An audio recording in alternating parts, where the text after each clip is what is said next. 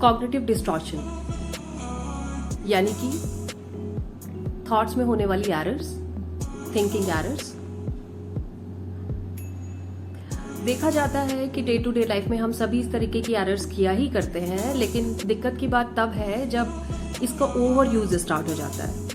इसके over use की वजह से हम देखते हैं कि क्लिनिकल पिक्चर्स मिलने लगती हैं, डिप्रेसिव आपको फीचर्स दिखाई देंगे, एंग्शियस फीचर्स दिखाई देंगे, या अगर पर्सनालिटी के ऐसे लोग हैं तो ज्यादातर इस तरीके के एरर्स जो है वो पिक किया करते हैं। सभी के अपने अपने एरर्स का कुछ एक पैटर्न होता है जो यूजुअली वो आमतौर पर उसका उपयोग करते हैं। चलिए देखते हैं कि क्या है ये एरर्स। सो कैटास्ट्रोफाइजिंग यानी कि आप ऐसा परसीव करते हैं कि जो हो चुका है या जो होने वाला है वो इतना ऑफुल है कि आप स्टैंड ही नहीं कर सकते उसके लिए, और आप हमेशा वर्स्ट के सिनेरियो पर ही अटक जाते हैं। एज इन सच एक स्टूडेंट है और किसी क्लास टेस्ट में फेल हो गए हैं, तो वो सोचते हैं कि आगे चल के वो अपने फाइनल एग्जाम्स में फेल हो जाएंगे और फिर वो स्कूल उनको छोड़ना पड़ेगा, और इस तरीके से वो सोसाइटी के एक अनहेल्पफुल, अनप्रोडक्टिव मेंबर बन के बाहर आएंगे। ओवर जनरलाइजेशन एक ऐसा टर्म है जो शायद आप समझ पा रहे हो कि छोटे से इवेंट यानी कि उस कैटेगरी के एक दो या कुछ ऐसे एविडेंस जो बहुत कम है प्रतिशत में, लेकिन हम उस पूरी कैटेगरी को उस तरीके से समझ लेते हैं, जनरलाइज कर देते हैं। एज इन सच आप मान सकते हैं कि एक डॉग ने आपको किसी या आपके सिबलिंग को किसी को बाइट किया और आपको लगा कि दुनिया के सारे डॉग्स जो है वो खतरनाक है, या आपको लगने लगा कि सारे जानवर ही खराब है।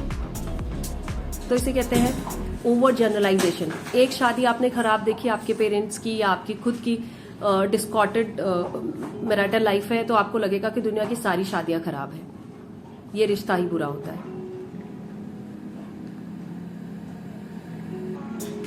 नेगेटिव फिल्टरेशन, इसका मतलब होता है कि एक्सक्लूसिवली आप नेगेटिव तरीके का फिल्टर लगा लेते हैं अपने थॉट में, और बहुत सारे इवेंट है जो पॉजिटिव भी हो रहे हैं। आप किसी पार्टी में गए हैं, वहां पर लोगों ने आपको कॉम्प्लीमेंट किया है, लेकिन कुछ एक लोगों ने आपको करेक्टिव स्टेटमेंट प्रोवाइड किया कि आप ये नहीं ये पहनते तो ज्यादा बेहतर होता, तो आपको लगेगा कि अरे आपकी तौहीन हो गई है और सिर्फ बुरा ही बुरा हुआ है पार्टी में। तो इसे कहते हैं नेगेटिव फिल्टरेशन।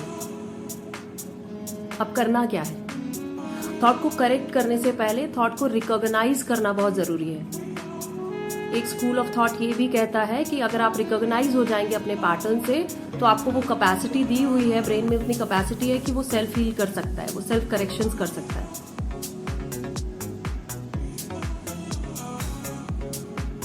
अगर आपको लगता है कि आप किसी तरीके के सिम्टम्स झेल रहे हैं, आप परेशान हैं, तो आप 3 कॉलम्स रेडी कीजिए। एक में डेट एंड टाइम लिखेंगे आप, दिन में जब भी आपको वो थॉट आता है डेट के साथ एंड टाइम के साथ उसे मेंशन करिए।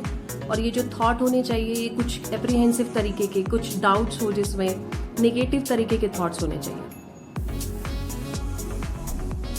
ऑल्सो जब भी आप वो थॉट लिखेंगे टैप करेंगे कि आप कौन सा एरर कर रहे हैं, कौन सा डिस्टॉर्शन कर रहे हैं।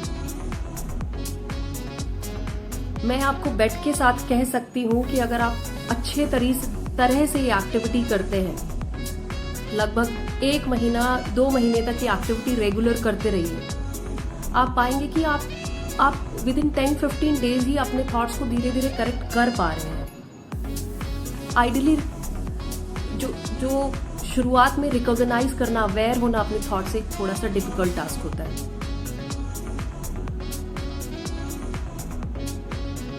हालांकि चेकलिस्ट तो बहुत लंबी है जिसे मैं आगे और शेयर करूंगी आपके साथ। अभी फिलहाल इन 3 थॉट डिस्टॉर्शंस के साथ आप आगे बढ़िए। नमस्ते।